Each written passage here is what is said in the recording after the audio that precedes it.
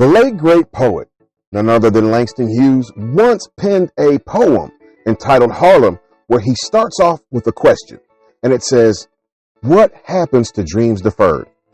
There's many of you that have walked through the courses of life and have experienced that very question. Today's episode is dedicated to you. That is all of you that have experienced life in a way that has deferred your dreams.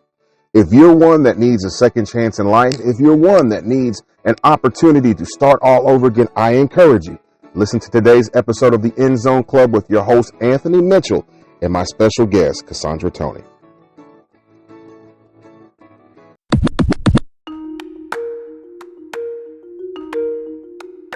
All right, guys. Again, we are back live. I am super excited about today's episode.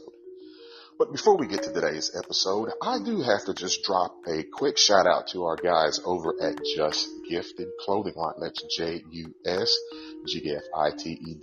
And they're on all social media platforms. What they are a clothing brand that supports all forms of artistic gifted students, whether they're athletes, whether they're musicians, whether they draw, whatever they do, they've got something for them. So if you guys can, be sure to show them some love and tell Dre Truitt I sent you.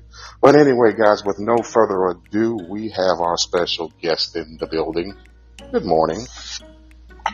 Good morning or good afternoon. Yeah, good afternoon. How are you today, my friend? I'm good, Anthony. How are you? I am great. Hey, for the casual listener, introduce yourself to those who are just now coming in and hearing you guys for the first time. Hi, everyone. My name is Kasondra Toney. I am a proud mother of 3 beautiful children, and I'm very excited to be tuning in and talking with my very special classmate, Mr. Anthony Mitchell. You know, it's funny you started it off as classmate because we just recently celebrated another anniversary as classmates. I won't tell how many years it's been since we graduated, but over that course of time, you know, there's been a lot that has happened. I guess I just wanted to start off by asking you, 5 years ago when we graduated, did you have any idea what adulthood was going to be like? No. Of course you think that you do. Mm-hmm. But you're never prepared for that. It's something that you have to grow into. The experience definitely changes you. You cannot go into adulthood with the mindset of, hey, I'm already there, because it's just a continuous thing. Yeah, I'll tell you personally, I figured within 5 years from high school, which is basically this year, I'd be a millionaire by now. For you, what was one surprise about adulthood that you encountered that you probably had no clue that it was going to really be like this? I didn't know that I would change so much.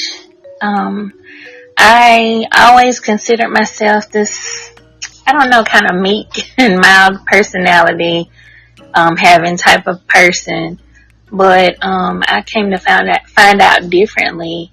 And it's just based on the experiences that I had throughout my life. They've just molded me into be this more confident, strong person. And maybe I was already strong, I just didn't know that.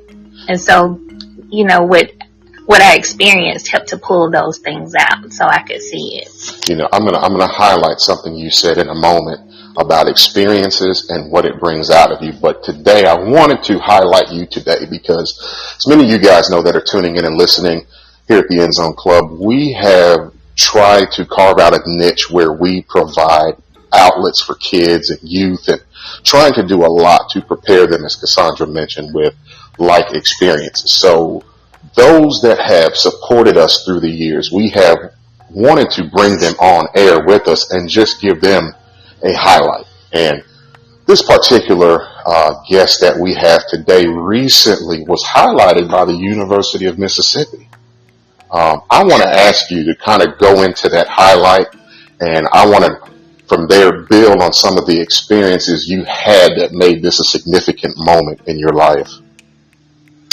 Okay, so last year, in May, I graduated from the University of Southern Miss, and it took me a long time to get there. I had been dreaming of that moment since I was about in the 4th or 5th grade, something like that. And it finally came last year after many, many years of raising children and working different jobs.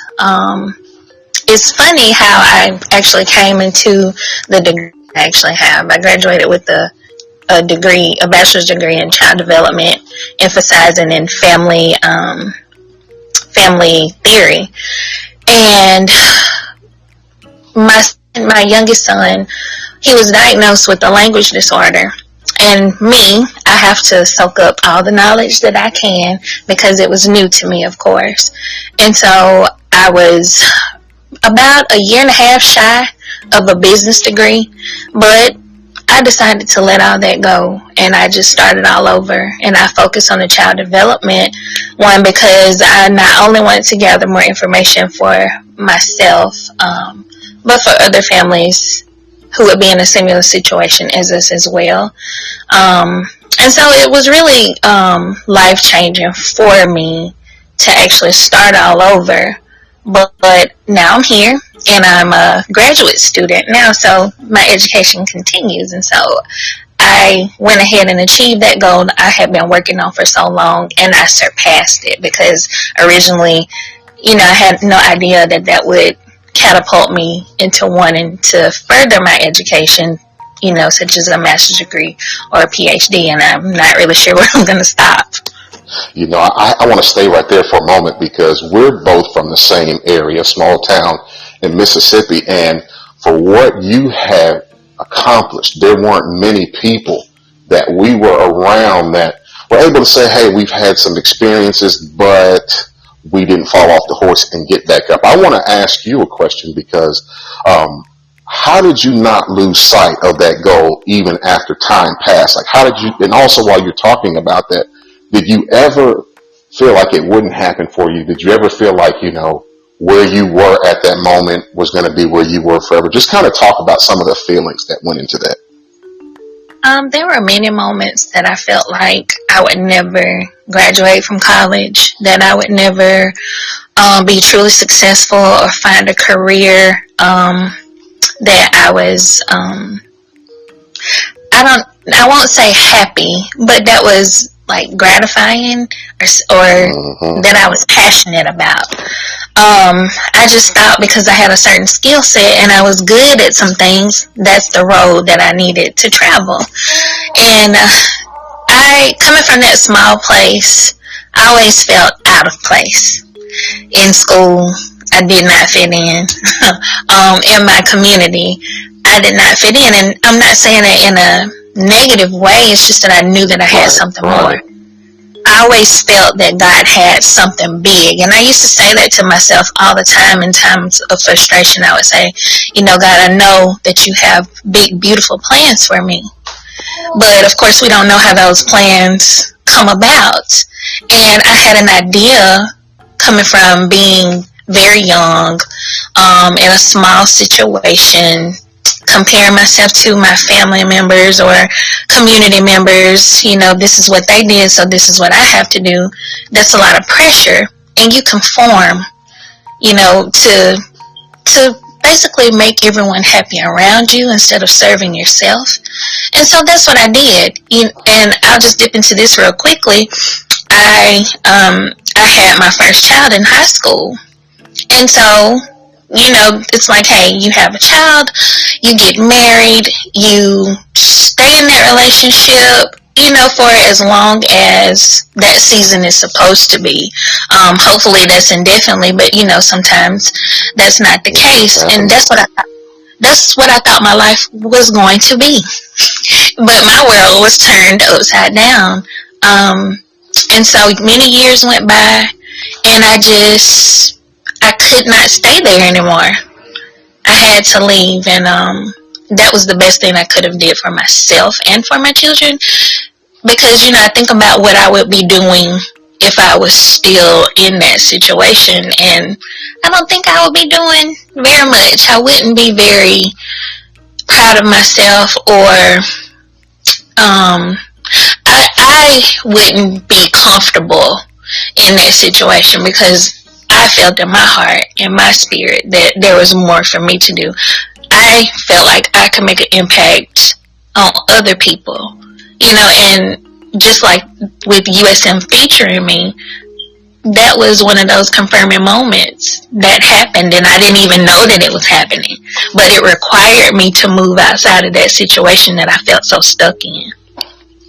As I hear you talking, just for a thought, I always think about how we always shrink ourselves into other people's ideas of who we need to be or who we think we're destined to become. And sometimes I've seen this even as a youth pastor, my wife is as well, where, for example, you'll have a young man, maybe he's on a football scholarship somewhere, and then he has that interruption in his plan, i.e. a baby. Or you look at a lot of statistics in our area have shown a lot of young people are experiencing similar things. So for you to have that moment of reckoning where you're thinking, okay, I am bigger than this moment, I think that's the kind of commendable skills we have to relate to the kids, because life does happen to us all at some point. But for you rose through that, you come through several different challenges, and you are here now. When you're looking at your daughter and she's understanding your story, like, how much pride goes into that now, knowing that, hey, I'm an overcomer? I cannot explain how much pride comes with that. I often look for the words, and I'm a writer. I love to write, to express my feelings more so than talking, but I even stumble when I'm trying to articulate that through my writing, the way that I feel and how proud I am of my children, and it's my daughter and my two boys, because they have come such a long way. And I just, I don't know what my expectations were for them when they were babies, but I can say that they have exceeded those. My daughter's getting ready to graduate from college in May. And, that's just amazing to me, because it seems like just yesterday I was headed off to college and she was on my hip. So I'm extremely proud, and I always wanted to set a great example for them. So that's another one of those things that kind of pushed me to step outside of my comfort zone so that I could be an example to my children, an in-house example. I didn't need for them to be looking outside of the home to see what a positive black woman may look like. She was right there in the home with them, and that was very important to me. And that's very important to me. I'm listening to the story now. I'm feeling old, because I remember when you were pregnant with her. It's like, man, life happened fast. Now we're here, and she's getting ready to start the second portion of her life. We've got our family here. But I think it's commendable, again, because a lot of us have seen the products of broken homes in our relation, in our communities. We've seen it. I mean, it was not very common for people to have not just a two-parent home, which is another conversation for another day, but just having parents that weren't status quo. So when I hear you highlighting that, I think it's important for my people that are listening to this podcast to really commend that, because it's like a lot of times society has given us broken entertainers as a model of success. And then, you hear the music, you see the acting, you read their writings, and you're attracted to the brokenness. But, when some of these guys and girls begin to talk, anybody with understanding, it turns them off, because they're not the best example for younger people. So to see you highlight it in this article, I was filled with nothing but happiness, because even though you say you probably didn't fit in, I always thought you were like a classmate who was probably one of the most encouraging people I ever met. Like, where did that come from? Just that sense of always building people up, always encouraging people, always being someone who was very selfless. Where did that come from? It just came from wanting to have that experience myself. I was raised to be that person. So it was natural to me. And I was just being myself. I wanted everyone to succeed and everyone to be happy or have a smile on their face. So if I wasn't doing it, I couldn't expect for anyone else to be to be putting that kind of energy out there. So that's just a choice that I made very early on. And no matter what I was going through, I always tried to be that for someone else because I needed that. I needed someone to be that for me as well. Well, I got one final question for you, and then I'm going to let you enjoy the rest of your day. But now, kind of just looking back at what you know now, what is one thing you wish you knew then that you know now that maybe you could share for that next young lady who has had life interrupted, but is unhappy with where she is in life and is wanting to make that first step to starting for her better? What piece of advice would you give her? I would say, don't put yourself in a box. Do not allow others to place their judgments or their decisions, their perspectives or their mindsets on you. It's important to listen, to kind of soak up the positive things that someone may have to say. But when you have a dream for your life, don't be afraid to pursue that. Just don't limit yourself, because you may find yourself 15, 20 years down the road. You still have that dream, but then that opportunity isn't there anymore. I think that's in a nutshell. I can go on and on about different avenues of that, but I feel like that's enough. It's just believing yourself and don't allow other people to hinder you. Well, guys, you heard it here first. Again, we've been highlighting phenomenal people all throughout the week, and this is another one. And if we've never told you before, we wanted to say thank you for the support that you have shown. Even back when I was in high school and I was doing the Skills USA thing, going to nationals, you were always encouraging. So now that we're here, we're parents, we're trying to build legacy and success. I wanted them to hear the story from someone that has saw your story basically before it started. So thank you for coming on with us today. Thank you for the nuggets of wisdom. Hopefully if we can get with your publicist, maybe we can get you back on in the near future. Thank you so much for having me. All right. I really enjoyed talking with you today, and blessings to you and your family. All right, thank you, and Happy New Year. You too. Happy New Year to all. Everybody have a blessed evening.